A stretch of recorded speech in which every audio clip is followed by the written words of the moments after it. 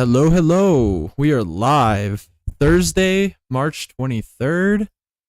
We are the Dega Boys. My name is Jay. I'm Tom. And we are back with another live podcast. We're excited this weekend. We got COTA coming up. Very highly anticipated race, something that I'm very excited about.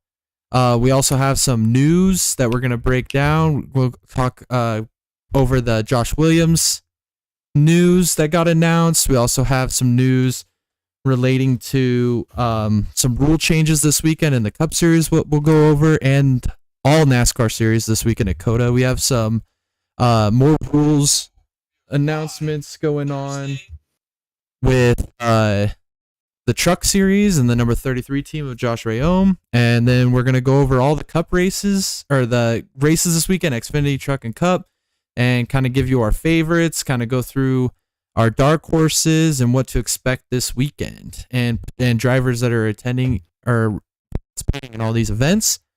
First of all, let's get right into the Josh Williams saga that continues. NASCAR just announced that they're going to be giving him a one-race suspension for actions that he committed on Saturday at the Atlanta Cup race or Xfinity race. My initial thought to this is NASCAR made the wrong call. We kind of hinted on it that NASCAR is pushing drivers and teams away, and this is kind of part of that reason. The initial call for him to be black flagged, we got into that a lot on Monday, but it was something that probably should not have been a rule. I think that Josh Williams has got everybody in his corner throughout the entire racing community. We also put him. But first of all, I want to go through some more rulings that NASCAR has done over the past few years. Starting in 2010, my first example was the Atlanta race between Cup race, when Carl Edwards turned Keselowski in the right rear quarter panel into the outside wall, causing him to go airborne.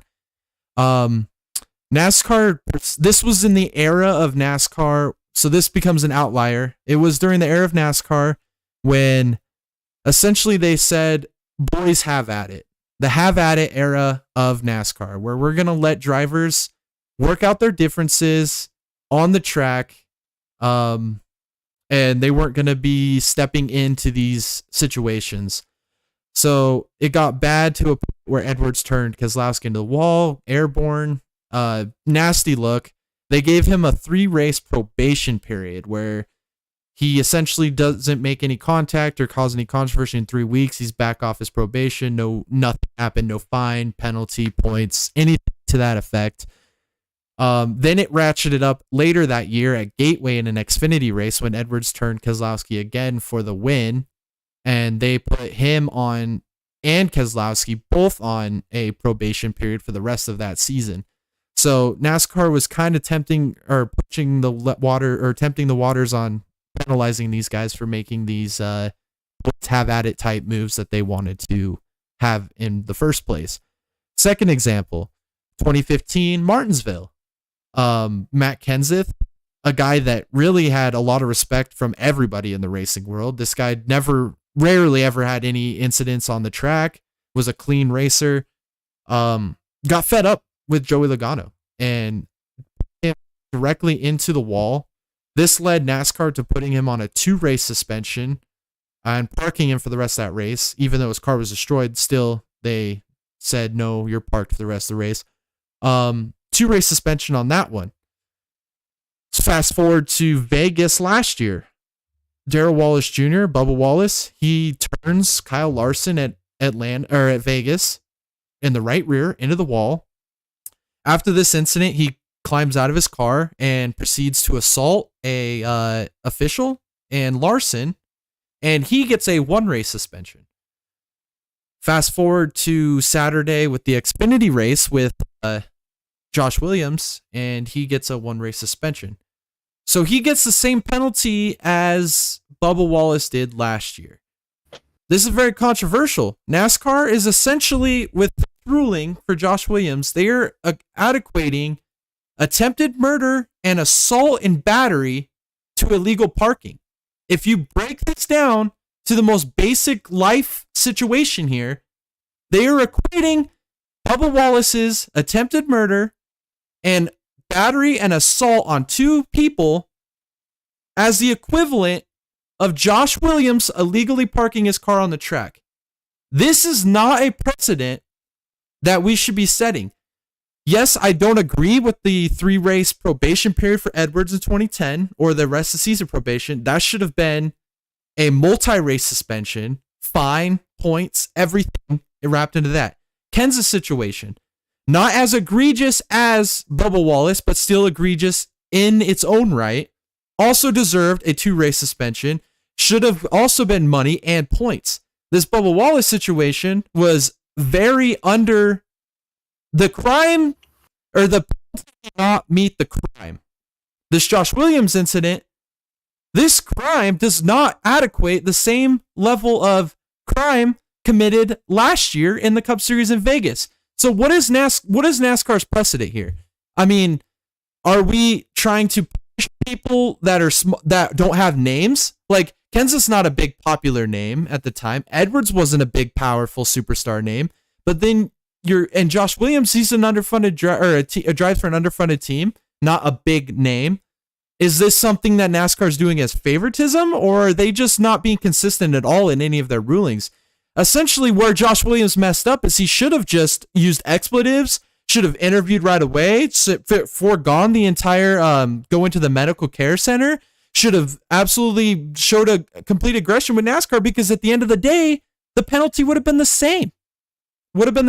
I don't think this institutes a 1-race suspension. This is just a financial hurt, because essentially that's all it would work out to be, is a financial hurt. No points and no race suspension. Those 2 things are just it doesn't make sense. Where do we draw the line with these penalties that NASCAR is committing?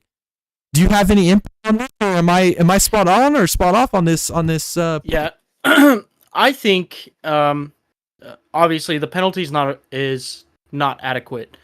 I don't think it actually deserved a monetary fine. I don't think it deserved a point fine. I think it deserved a probation at most. But what we're looking at here, I believe, is an action detriment to what Denny Hamlin said on his own podcast. I'm sorry, not on his podcast, on his tweet that he tweeted at Josh Williams.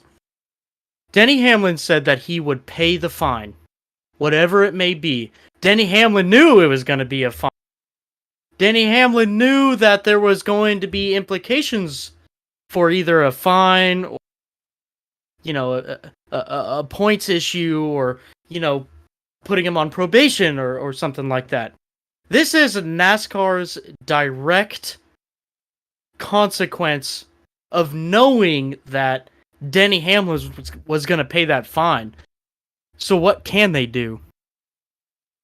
They can suspend him for a race. That's the only thing they can do to keep the hammer down.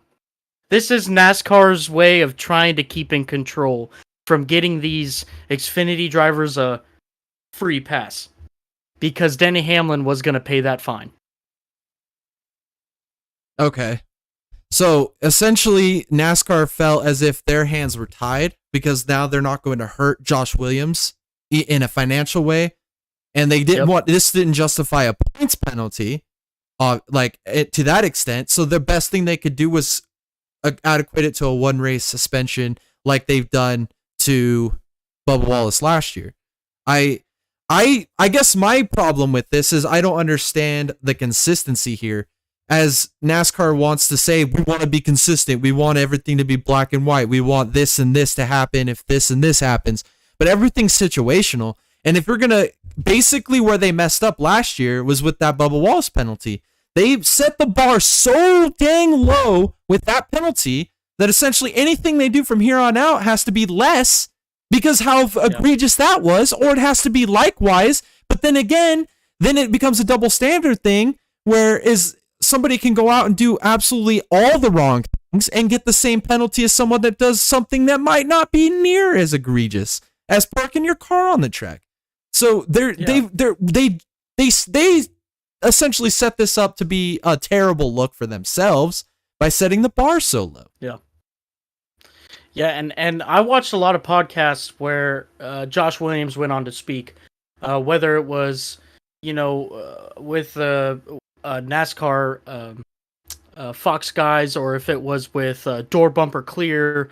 And, he said that for 2 laps, he was trying to get clarification from his spotter on...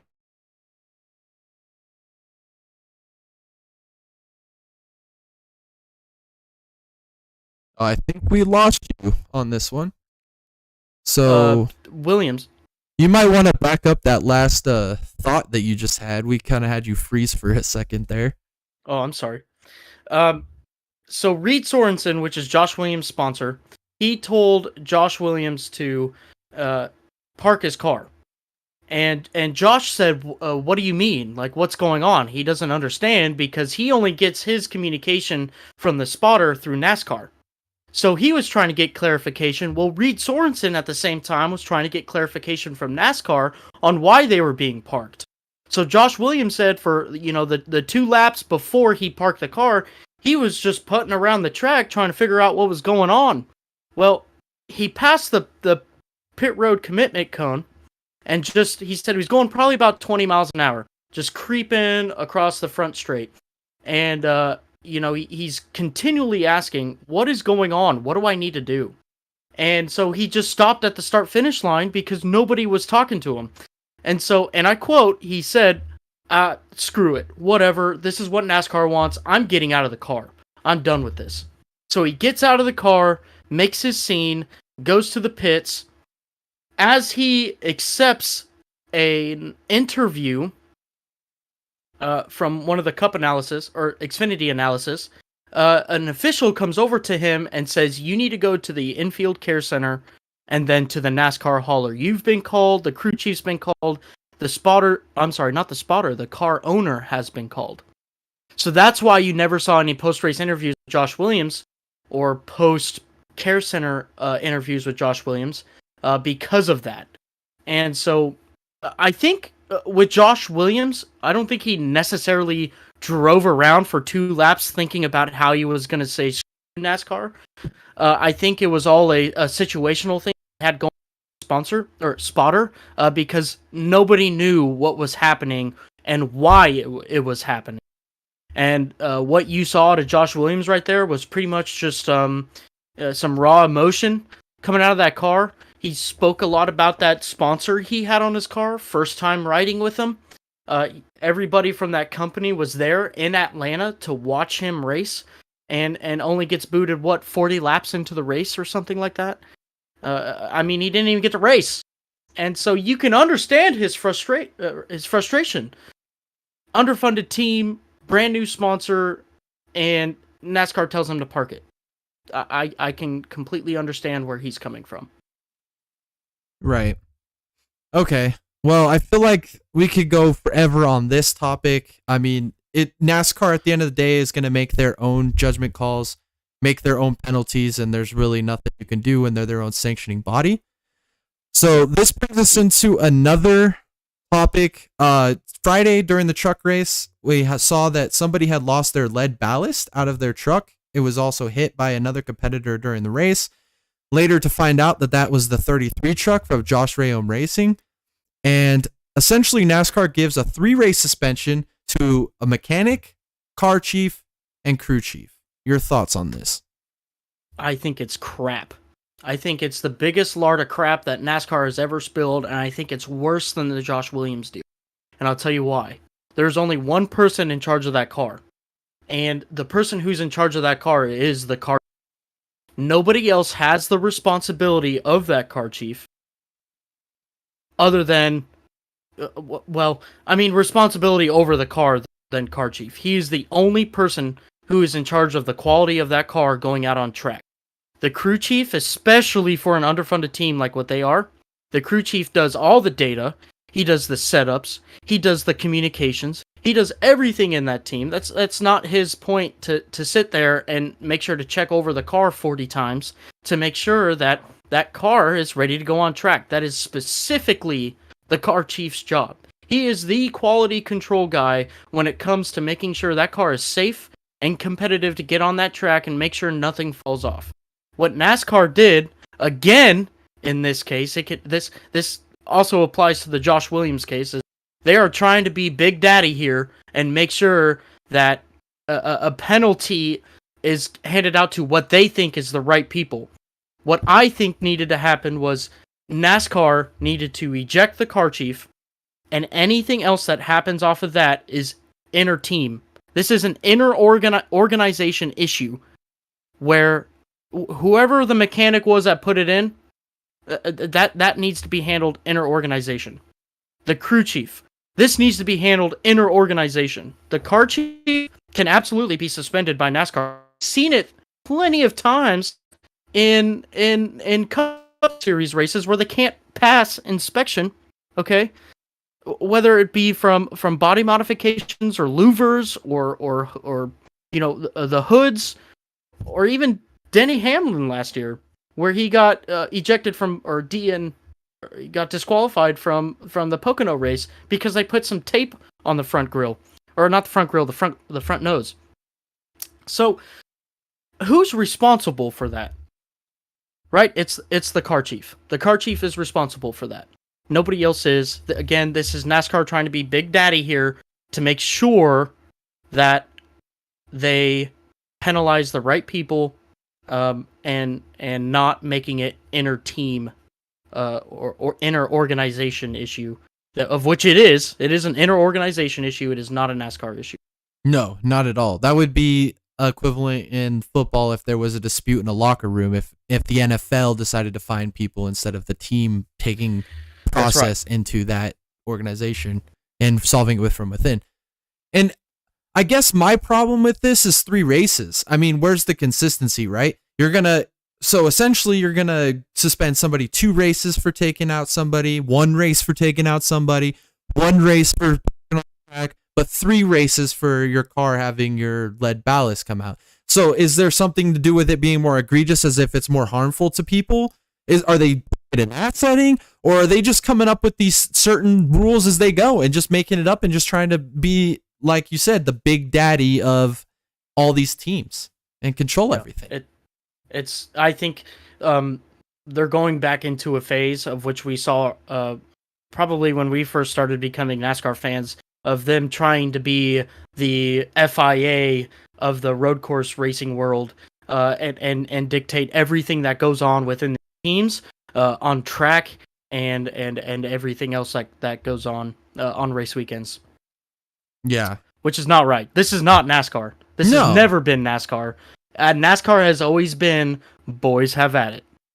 It's exactly. I mean, I don't know if maybe this is just new leadership they have coming in through NASCAR that aren't NASCAR people. Maybe these are just business people that are running NASCAR now, and they don't really care about the product on the track, and they don't really care about the people in their thing. Maybe they think that this is their sport and they're going to run it, and they don't really want the input from other teams or fans or even owners or drivers or crew members or media. Maybe they don't care, and they're just making it up as they go and just expecting us to just think it's all fair, fine and fair. Which, I mean, granted, probably nobody else is talking about this or even cares to this extent that we do, but like, we're trying to find consistency. When you set forward a goal to create a product or to create something, you want consistency. You want something that lies within the certain rules. Like Dale Jr. says all the time, black and white. He likes black and white.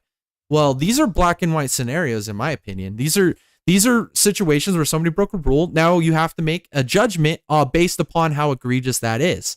And you're considering certain things to be more egregious than others, but you don't give us any explanation on how right hooking a guy in the right rear quarter panel is less egregious than losing your lead ballast, or it's just as egregious as parking your car on the front stretch. So consistency is where I'm at with this whole scenario here. Yeah, and NASCAR is creating that gray area again. NASCAR themselves is creating that gray area. It's not black and white like what it should be. NASCAR is creating that gray area. Okay. So we'll get more into a little bit of a lighter subject for here for a little bit. This weekend, we are going to be reverting the restart zone back to how it was last year. They've experimented 5 races with this expanded restart zone, and we've seen that it really hasn't created an advantage.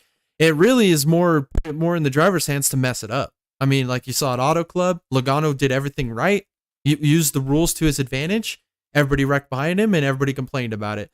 So essentially, I think reverting the restart zone back to the way it was last year is a perfect idea, and let's just leave it. Let's quit messing with the little things. We don't need to mess with the little things. Things work. Let's just leave it how it is.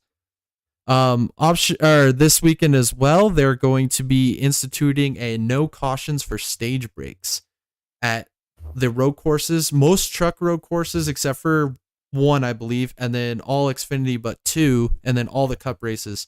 All road courses, no stage cautions. I think this is a great move by NASCAR.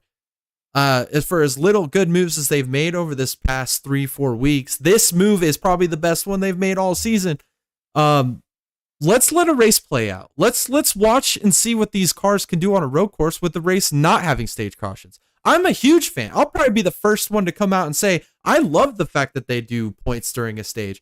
I think you need to be rewarded for running up front at certain parts of the race, because you could be running up front for 95% of it and get taken out at the end, finish last, and you would get last place points. So being able to be rewarded for running up front all day and having a good car needs to be rewarded. But do we really need to bring a caution out? It's essentially a competition caution is all it is. You're bunching the field up for more excitement, I guess. That's the only thing you could justify, because there's no need in modern day NASCAR racing for there to be a quote unquote stick and ball halftime break. Yeah, this is actually a NASCAR W right here. I think that we can go into this race weekend and learn a lot from these new cars that has never seen stage breaks, or never not seen stage breaks. Sorry, and they can learn something so much where they can try it at an oval track or something of the such, and it might work out, it might not work out. But this is something that's moving in the right direction. This is something that the fans want, and I think this is something that the drivers want too. I agree. I bet the drivers had more say into this than anybody. Essentially adding all these restarts, it just takes the race out of drivers' hands. When you're a race car driver, you want to be able to control your own destiny. That's the whole point. You want to be out there, be able to prove your ability and control your own destiny. Stage breaks, stage cautions, it takes it completely out of the driver's hands, and it puts it into a random strategy race that doesn't need to be there. Like, you don't need to have these random strategies constituted around cautions. Let's let the race play out. I think if it's a success this weekend, I would like to see it be implemented full-time next year. I think that not having stage cautions would be an awesome improvement to the product that we see every weekend with these NASCAR races. And I think something that we could even take away from this as a win would be just to have NASCAR try it at one track and see if it works. If it works, try 2 tracks, try 4 tracks, try 8 tracks, and just continue to build off of that. And if it's something that the fans are wanting, if it's something that the drivers are wanting, if it boosts viewer numbers or anything of the such, I can't see a world where that isn't a good thing. I can't see it either. The only way they could justify it is commercial breaks, but there's more commercials during green flag racing than there is during yellows anymore. So that's not even an argument at this point. I think it's just a matter of how they want to lay this race out and how they want their product to be viewed on a weekly basis. Yeah, and we have so much technology nowadays where we can just do a side-by-side with commercials. And that's not a bad thing. Like, no. You still get the sponsored ads, you know, on 3/4 of the screen, and then you get the NASCAR race on the quarter of the screen. I don't think that's a hard ask at all. No. And I mean, I grew up watching NASCAR during a period of time where they were full races without stage cautions, and probably more commercials than there is now. But I feel like what NASCAR's problem is, and it's probably been this way for the last decade or so, is they try to appease more to the casual. The problem with doing that is the casual will be here for 2 to 3 weeks, but they're gone by week 4. Absolutely never see them again. You might see them once in a blue moon. But if you keep trying to appease those fans, you're going to run the diehards away, the ones that watch every week, the ones that actually make you money. So you need to quit trying to catch the casual and keep trying to keep the diehard motivated and watching your product. So that's kind of the whole issue with NASCAR in general. But let's reiterate something here. Let's remember that change isn't bad. What is bad is not recognizing something that doesn't work and continuing to go with it. I'd agree with that. And that's kind of what we've been accustomed to. It's kind of been a declining thing that we've had to adjust to, which I don't know. We'll see how this plays out. We could dig deeper into it, but I think that is just something that we have to see play out. And I'm thoroughly excited. I think it's going to be awesome racing. I am too. And I'm this weekend. I've been waiting all year for this weekend. This weekend is the best. Been on the best races so far. Next, this is going to lead us to some F1 news. James Key, a head technical director at McLaren, has parted ways with them. This could be either something where he got fired, or maybe he decided to leave, and they decided to go in a different direction as well. Your thoughts on what I said? Yeah. Yeah, so here's the deal with McLaren, okay? We had Daniel Ricciardo there and Lando Norris, and Daniel Ricciardo won a race. And he won a race for McLaren, and I think it was like, I don't know, 15 years or something like that. I don't have that hard number. I just know it was a very long time since McLaren won a race. Ricciardo goes out there, wins a race. What happens next year? The car goes to absolute crap. I mean, it's going to almost a Team Penske dump truck organization again. McLaren has been in that route since then. That's since 2021. So they've had 2021, 2022, 2023. I mean, they started 2023 with no improvement. They still haven't. In my mind, especially in the F1 world, where there's millions and millions and millions of dollars, where they have all these resources and all these people to lean on to help get these cars better. These cars were not getting better, and they're getting worse. McLaren is now being compared to as a modern day Williams, you know, and they had to do something. The technical director is the guy who delegates. He makes sure everything is flowing. He makes sure the car is competitive. He is the communications. He does a lot of work. He does. But this car has not been improving, and it hasn't improved. And there's really no way to know or to show that it has improved other than its finishes. Here's the thing that we can see, though, is that this technical director, he had a major update for the car coming in Barcelona. And it's not a small update. They use a point system. It was a majority of their points that they used to upgrade this car in Barcelona. I don't know if it's going to be a good car. Historically, data-wise, it's not going to be a good car. But we should see some improvement out of that car, hopefully. But then again, the technical director's not there anymore. So it could turn into chaos. It could turn into the best thing McLaren has ever seen in the past couple of years. It could be just the same pace out of that car. I don't know. Catastrophe or greatness.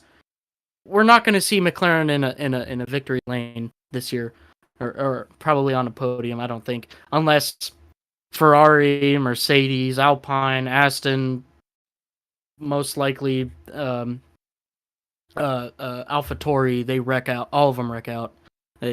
We're just not going to see it. It takes a lot of years to rebuild a program like this now, of which they were on in 2018, 2019.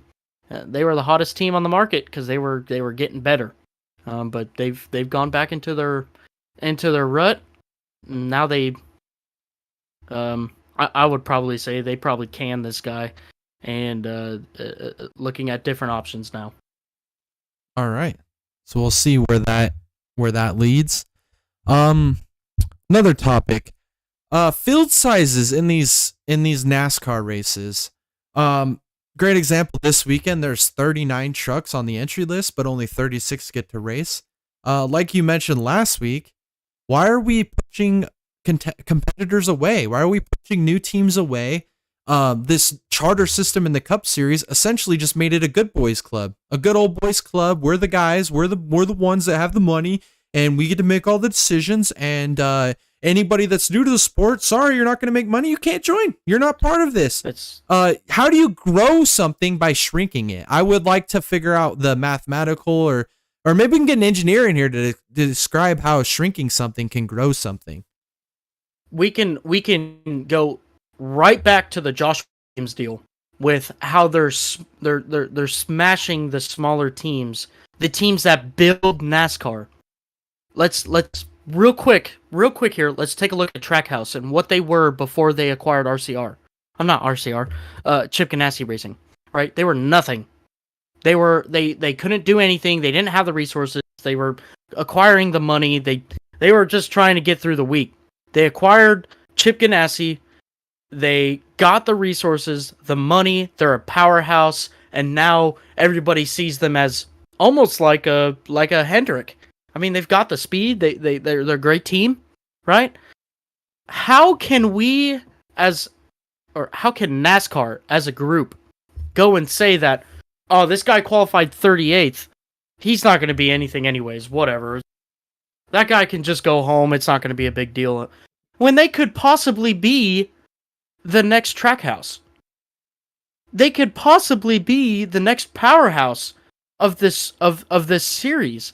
How can we do that, or how can NASCAR do that to any future competitor trying to get on the circuit who can go out there, make news, get more money into the sport by sponsorship dollars, and really just boost the sport? How can we sit here and say that this is okay? It's not okay. 39 people or 39 trucks show up to the track, especially COTA. It is fully capable of housing 39 trucks inside this track and having them race. It's not even essentially purely just about, hey, this team could be the next Trackhouse. No, it's more also as a lot of these team owners, they do this out of their own pocket, their own money, because they love the sport. They love racing. They don't have to go out and win races. They get a top 10. That makes their entire life. I mean, that's all they ever wanted, was to have a chance to go head to head on the big stage with those big names like Rick Hendrick. Like, they made it. They did it. I mean, this is a life dream come true to have an opportunity to even put a car on the starting grid at a COTA or a Daytona or a Charlotte. I mean, it's not even about, hey, can we potentially be the next Trackhouse? I mean, that's an aspect of it too. But I mean, just the opportunity to race. Like, you love the sport enough that you're willing to put your own money, time, and effort into it. Like, and then you're going to tell them that they are not good enough for your racetrack because we only want 36 guys to be in here.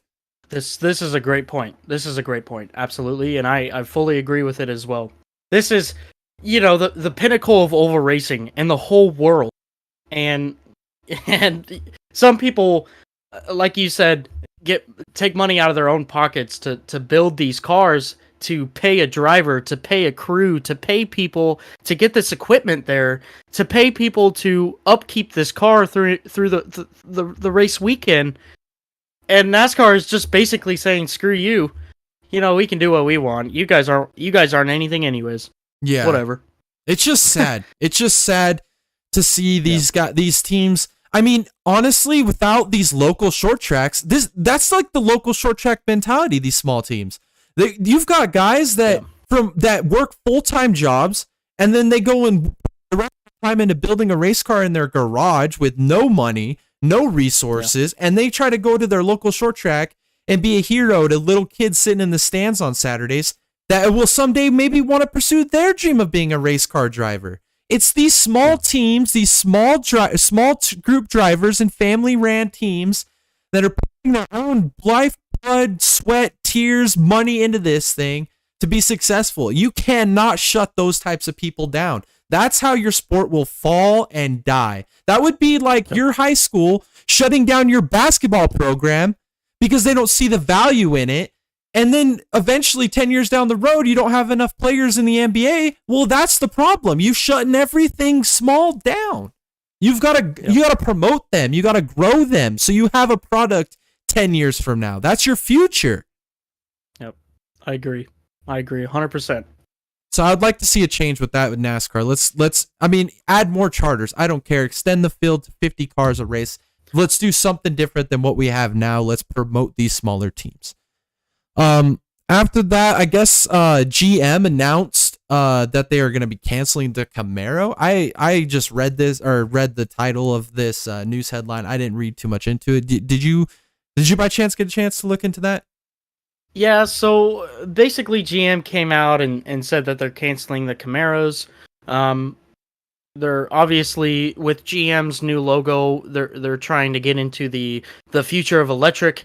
They might be doing something that Dodge is doing right now and coming out with electric Chargers or Challengers or other such. The thing that, is going to hurt NASCAR is all of their bodies are based off of the Camaro and the Silverado. I'm not going to have to worry about the Silverado. It's always going to be around. But the Camaros in the Xfinity Series and the Cup Series, we're going to see a body change.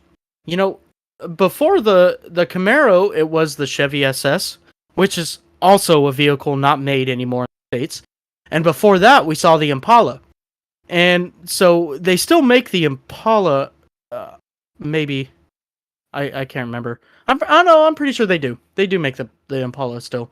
So we could see a body change to the Impala, or I have a really hard time believing that GM is going to cancel a program and not already have something in the works. Whether it be a different sports car or their electric lineup or something of the such. But I would expect to see a new vehicle coming to the Cup and Xfinity Series for the GM side. Absolutely.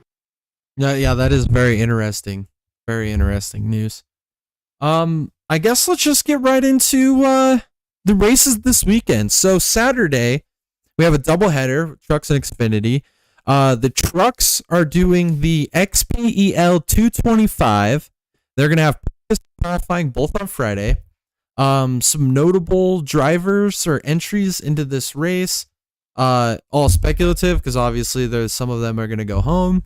But we have Alex Bowman running the number 7 Spire entry. He ran there last year in this truck race for the same team. Then we also have Ed Jones, IndyCar racer. He's going to be racing for Young's Motorsports, so another small team. Somebody that has a lot of road racing experience. So that's a notable entry for this race. Definitely qualifies. Yeah, as a fantastic driver. Very much so. I agree on that one. We have an IMSA racer, Michelin Tire Series, I believe. Mason Filippi. He'll be racing in the 34 entry with Jesse Iwuji Racing.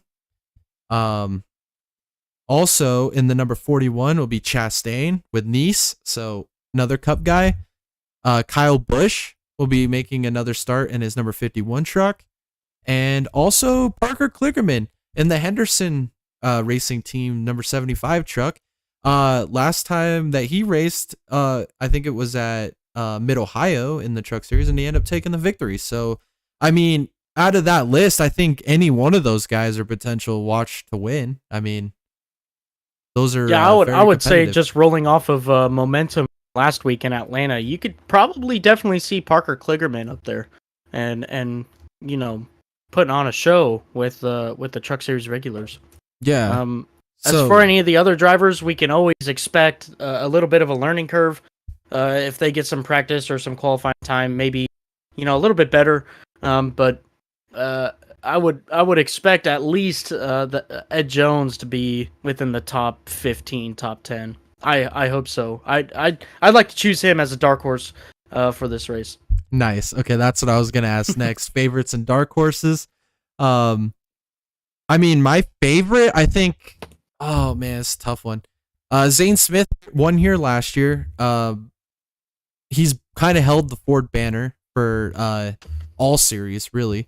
I'm gonna take Zane Smith going back to back. Dark horse for me, I think Parker Kligerman, the Henderson team. I mean, as much as they run up front every race that they've been doing this together now, it seems like they can't really be a dark horse anymore. But I'm gonna take him as my dark horse. It's probably a stretch for being a dark horse. He's probably more of a favorite at this point, but Parker Kligerman will be my dark horse. So who do you got as favorites and dark horses? You took Ed right. Jones as your dark horse, though.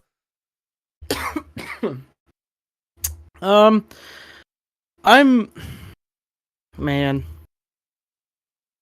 I'd love to say Zane Smith too. I just don't. We've got veterans in the sport with the truck series.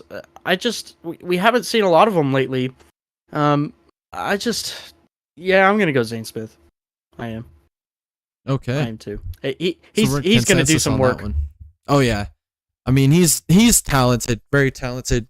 For the Xfinity series, we have the Boss 250 on Saturday as well.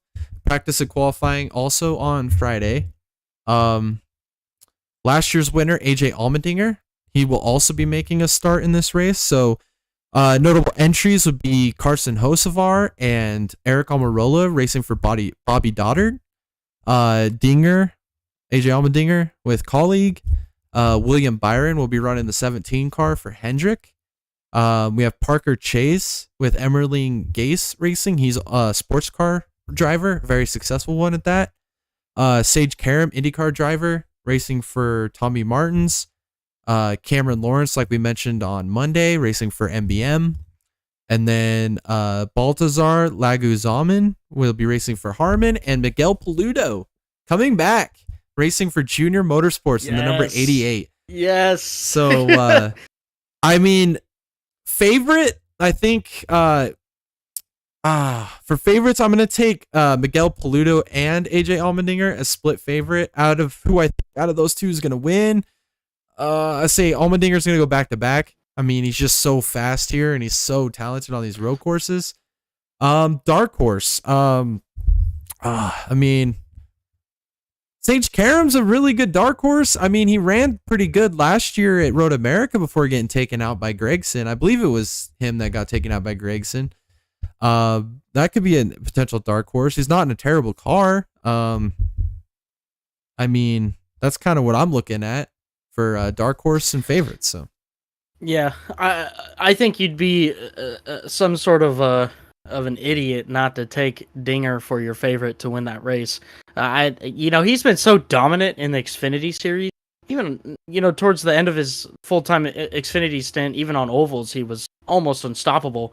But Dinger definitely for the favorite. You can't go wrong with that.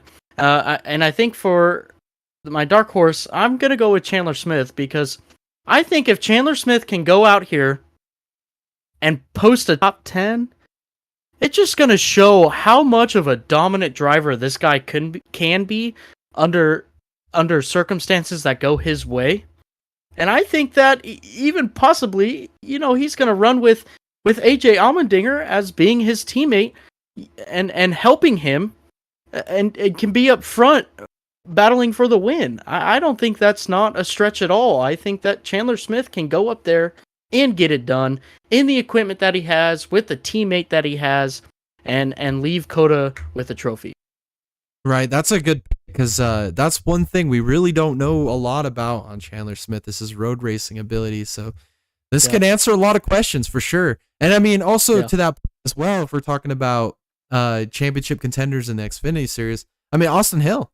I mean, I've said that he's the most cup ready driver we got right now in NASCAR in lower series. I mean, we don't really know what he's got on road courses either. I mean, this could be a big defining moment for him. This could officially check the box as a rising star for him. I mean, I would absolutely love to see Austin Hill and AJ Allmendinger duking it out in the last 5 laps of the race to see who's the race winner. That'd be awesome. I mean, Austin Hill, this guy can race. just do insane things behind the wheel. It'd be a great, Yeah. great show. It'd be a great show. Yep. All right, that sums up those races. This weekend is the Eco Park Automotive Grand Prix at COTA for the Cup Series. We got some really good notables here. We got a Friday practice, which I think is awesome that they're going to do a Friday practice for these guys. That's something that, considering what I'm about to get into with the driver list, this is something I think is needed. Qualifying will be on Saturday. Last year's winner was Chastain, and that thrilling finish that we had, just memorable. It'll be played forever. So this leads me into the notables. We have Jenson Button making a start for Rick Ware Racing in the Mobil 1 sponsorship with collaboration with Stewart Haas Racing. We have Jordan Taylor filling in for Chase Elliott in the Hendrick Motorsports entry. We have Kimi Räikkönen in the Project 91 Trackhouse car, former Formula 1 world champion. We have Jimmy Johnson racing for his own team in the 84 car, still seeking that 84th career win. We'll wait on that. Don't hold your breath. We got Connor Daly coming back to try and run NASCAR again with the money team. Mr. Goofball. Exactly, Mr. Goofball. This guy. Oh, man. And then we have Josh Bilicki running for Live Fast. He's a very successful road course racer, so that's interesting. He doesn't really have the equipment, but I mean, that's notable. I mean, which one of those guys are you most excited about? I mean, making a start this I am weekend. most excited for AJ Allmendinger to go out there and kick some ass, because he is going to. You think He he's is going to to back-to-back Xfinity I think Cup? I think he can absolutely sweep that weekend with Xfinity and Cup, and prove that Colleague is going to, or can fit into that final 16 spot towards the end of the year for the championships. I think that there's a lot of great drivers who's going to be racing this weekend. Ross Chastain, Alex Bowman, William Byron. I mean, we've got Joey Logano. I'm not even too. I don't think I'm too crazy to say that we can see an RFK machine up there, with their momentum that they have, and how great of a road racer Buescher is. I mean, that's right. Yeah, absolutely. So I think there's a lot of great choices here. I just think that Dinger can do it, and he is my favorite for this week. My dark horse, I have to go with Kimi Räikkönen. Let's just solely look at his performance at Watkins Glen the last time he was in the Cup Series and made his start there. He was so fast. He was in the top 10. He was running great, and he got caught up in some BS that wasn't necessarily his fault coming out of the bus stop, and it ended his day. But could you imagine if a Formula 1 world champ came into his first race in NASCAR and finished top 10 on a road course? That would have been the buzz of the world. Mm-hmm. I mean, everybody would have been talking about it. I mean, I have to go with Kimi Räikkönen, dark horse. Okay, well, you brought up a lot of good points. I guess the one I'm most excited for is Jordan Taylor. I mean, it's so rare that you see these road course ringers when they make a cup start at one of these that they actually have a equipment that they can run in. Like you look at Jenson Button running with Rick Ware Racing. Like, how good of a car, how good of a team really is he gonna have? I mean. And you see this time and time again. You've seen it with like guys like Boris Said and Max Pappas and Marcus Ambrose and AJ Allmendinger in the past. I mean, you've seen these guys that are just exceptional on these road courses, and they just don't have the equipment that these top-notch equipment. We get Jordan Taylor. This guy can drive. I mean, as strong as Hendrick has been there the past 2 years, I think Jordan Taylor's a threat for the win. But for my favorite this weekend, a guy that nearly had this race won 2 years in a row. In 2021, if the rain came out and if NASCAR would have just called the caution at the right time, this guy would be in victory lane and not his teammate Chase Elliott. So I'm taking Alex Bowman to win this weekend. He's due. Last year had the thing won right at the end. Got taken out by Chastain and Allmendinger at that whole racing deal. So I mean, I feel like you can't finish right there that close to winning 2 times in a row, and the third time it just not work out. So favorite, I'm taking Alex Bowman. Hendrick car, this is gonna climb him out of that hole that these Hendrick guys are in.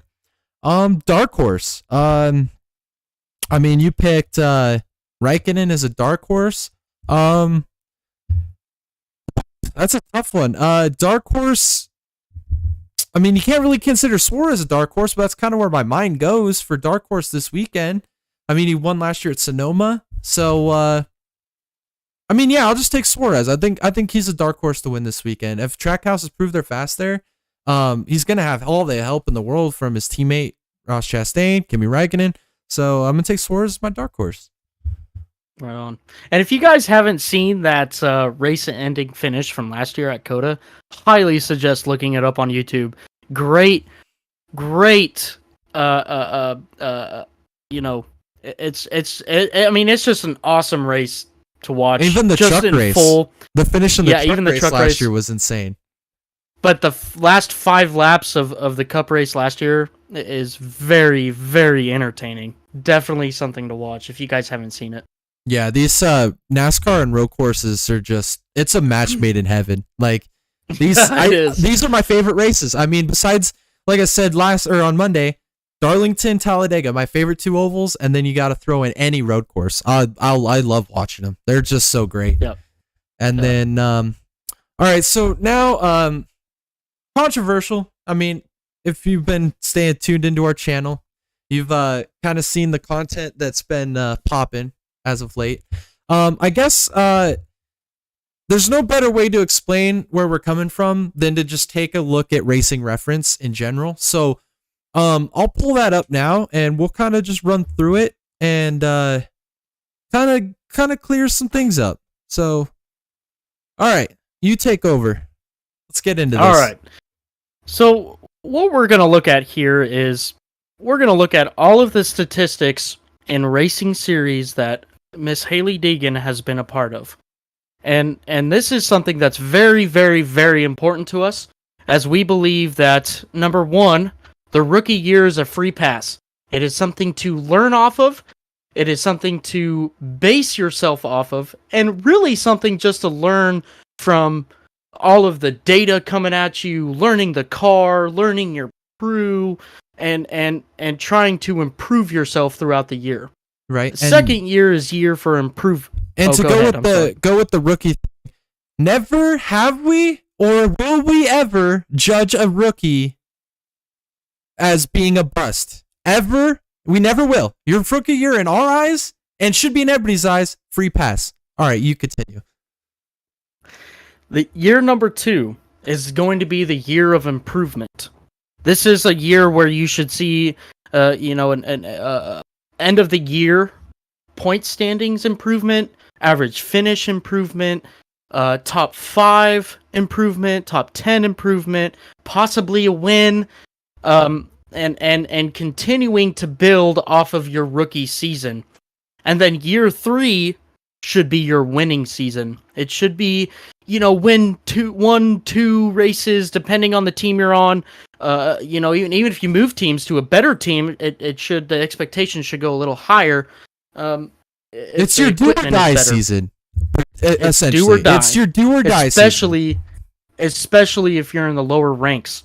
It's something that you pull up to the table when you're talking contract, and you're presenting to a new team, especially if you're trying to promote. So, with that being said, Miss Hailie Deegan here, at the age of 15 in 2017, partook in the Cars Pro Late Model Tour. This is her statistics. She ran 2 races, a total of 234 laps, average start 10th, average finish 12.5, which in my opinion is great.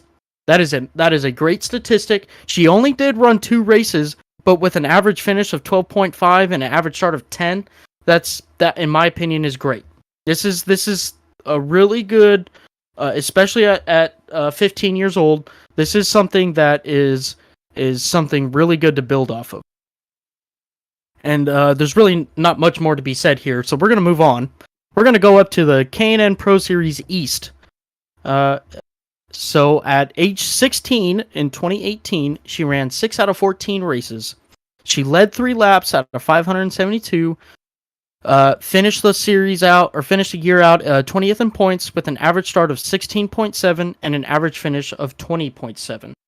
Now in 2019, at the age of 17, she ran 8 out of 12 races, 3 top 10s. That's already improvement.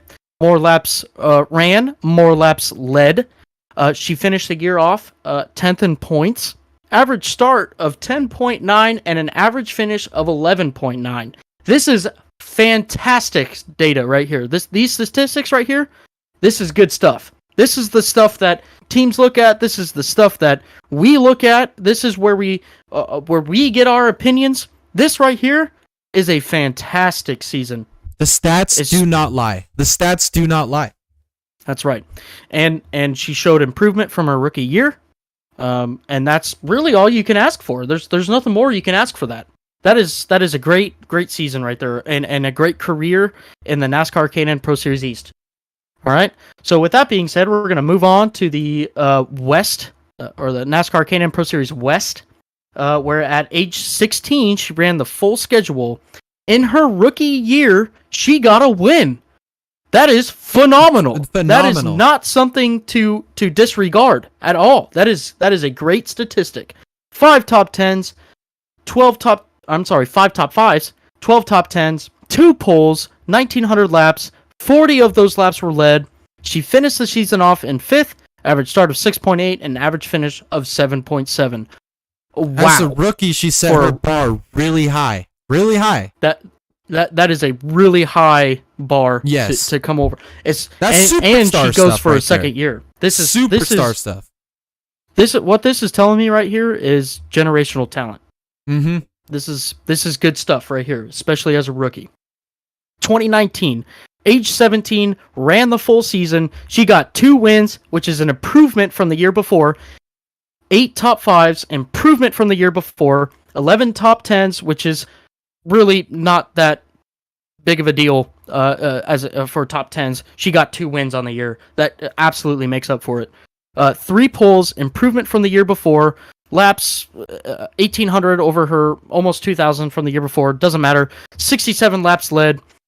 She finished the year off 3rd in points. Average start 5.1 and an average finish of 6.1, which is a very good improvement from the year before. I mean, this amazing right here, stats. Amazing. This is, again, what we said before, generational talent. This is something that people like Kyle Busch goes out on a race weekend to just go screw around, sees a driver out on a racetrack, 17 years old, still in high school, racking up 2 wins on the year with an average start of 5.1 and 6.1, and you're the next Eric Jones. Yeah. That's how it works. Exactly. This is amazing. Great stuff. Year, great statistics from Haley Deegan out of the K&N Pro West. This is great stuff right here. So with that being said, we're going to move on into the ARCA series. ARCA East. Essentially, ARCA East is the same thing as the K&N Pro Series East. It's just got rebranded through that time year. So really, those stats are just subject to whatever. Yeah, but I still think it's really good to go over because she did have an average finish of 6th and an average start of 5.5, with 2 races ran at age 18 in 2020. So she did do good here. It's not really anything to go off of because she only ran 2 races. She only had 1 year in the series, so there's not much to talk about here. But I suppose she ran every single lap too, because that's a pretty round whole number. Right, probably 200 lap races. Yeah. So with that being said, we'll move on to the ARCA Menard series. This is the series that we see on TV. They race at Talladega, then they go to like Phoenix, and then they go run a couple dirt races, and they run a road course at Portland. Yep. Like this is the start to a potential future Cup series. This is where Cup guys cut their teeth right here. This is the beginning. Yes.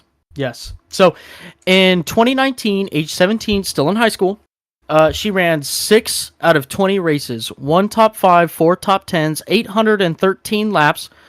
She finished out the year 24th in points, with an average start of 9th and an average finish of 9.7. This is some good statistics still. She had an average finish of under 10th. That means, she had a lot of running in the top 10. She did a very good job this year, and part-time as well, which is hard to do as a 6 rookie. out of 20 races. Yes, absolutely. But then as we go into the 2020 year, age 18, she ran the full season, 4 top 5s, which is already better than the season before, 17 top 10s, which is, again, 17 top 10s, that is nothing to disregard there. No. That is a 17 top 10s out of 20 races. Holy crap. That is awesome. I mean, she was That up is a front. great She was statistic. in contention in every race she ran. Yep. She was competitive, highly competitive. Yep. Ran 2,500 laps, 86 laps led. She finished the year off third in points with an average start of 5.9 and an average finish of 7.3, which all around is a better improvement from the year before. So you would like to have seen her maybe one more year in ARCA, because imagine what her stats would have been year 3. You probably would have seen multiple wins. You would have seen more top 5s, more top 10s, laps led. I mean, the progression that we've seen so far, the more she spends in a series, she's getting better, right? Yes. Now, the controversial. We're going to move up. This is where it gets deep, right here. I want to touch on this real quick. This is the first time in her whole career that she has stuck with a series more than 2 years. Okay? That is very important to realize when we're going through this data. So at age 18, in 2020, she ran 1 race. Average start 34, average finish 16. There's not much to go off of here. She ran 1 race. That's just a pass. I don't. That's just a pass. It's really. Well, I'm going to consider her 2021 year her rookie year. Yes, so 100%. At age 19 in 2021, she ran the full season, got 1 top 10, finished the points 17th, average start 18, average finish 20.9. Now remember, this is their free pass year. Yep. The next year we should see some improvement, which in case in 2022 at age 20, ran a full season, 2 top 10s. We did see an improvement there. She ran more laps, saw an improvement there. Finished the year off 21st in points, 20th or 20 average start, 22 average finish, 22.1, which is a backwards year. This is not improvement. She degressed from her rookie season, which wasn't great, but it's a free pass year. But your second year is an improvement, right? She degressed in every stat line there. She had 1 more top 10. She completed a few more laps, but that's subject to different racetracks that you run. So really everything degressed. So with that being said, this year, bust. Right here. This was not a good look for her. This was not a good year for her. This is not something that you want to present to a race team for a possible for a possible contract in the future. This is not something you want to present. So in 2023, which is this year, she's age 21. She's ran 3 races so far. She's completed 224 laps. She is sitting 21st in points right now. She has an improvement from her starting position, which is good. That is not something to disregard. That is the best starting position that she has so far. But also remember, we are 3 races in. But with that being said as well, 26.3 average finish. Again, 3 races. We're not through with the year. She can have a comeback year. We don't know yet. I sure hope she does. But the stats right now are not looking good in her favor. Those stats right there, to me, read bust. You can't degress from your free pass year. A year that you have no expectations. You literally could... Yeah. You just have to be there. Like, it's a free pass year. It doesn't matter where you finish or what you do. It's a free pass year. Your second year, if you degress from your free pass year, and then you come out in your third year and you already start off with 2 DNFs, and your average finish is way lower because of your DNFs, I mean, unless stuff drastically changes, these stats to me, to anybody, should read bust. Yeah. And I think the more damning evidence here is that she has been in the Craftsman Truck Series for 4 years. She has 49 races and only 3 top 10s to show. So in 46 other races, she has either finished outside of the top 10 with 0 poles, or she has wrecked. And no laps led. This is the data. And no laps led. But this is the data that has been given to us, of which is accurate. 100% accurate. You judge quarterbacks by their passing statistics, their passing yards, passing touchdowns, interception rating. Essentially, that's what we're doing here. We're stats don't lie. Stats tell the full story. Stats are important in racing. That's the most important thing. Stats show results, show your talent. So this is where we're coming out when we say she's a bust. We're not just blank stating it. We're using data. Yeah. And so I think that, she has shown great potential in the past. And there is absolutely potential to show that in the present and in the future. But we're not seeing it. We're not seeing it at all. We're not seeing it. And nothing looks like it's changing. She's had to make a change because essentially maybe that wasn't the right scenario in the Truck Series to start, but we're with a new team, a team that's proven champions. They've got Ben Rhodes, champion. Ty Majeski, Final Four last year. Matt Crafton, 3-time champion. I mean, a veteran of the sport. Multi-time race winner. I mean, Ben Rhodes, multi-time race winner. Majeski, I think this is his second full-time year, so he'll be on the chopping block next year. So, bust. I mean, that's what I'm getting. Yeah. She still has time to turn this season around. I think she does. But again, the stats don't lie.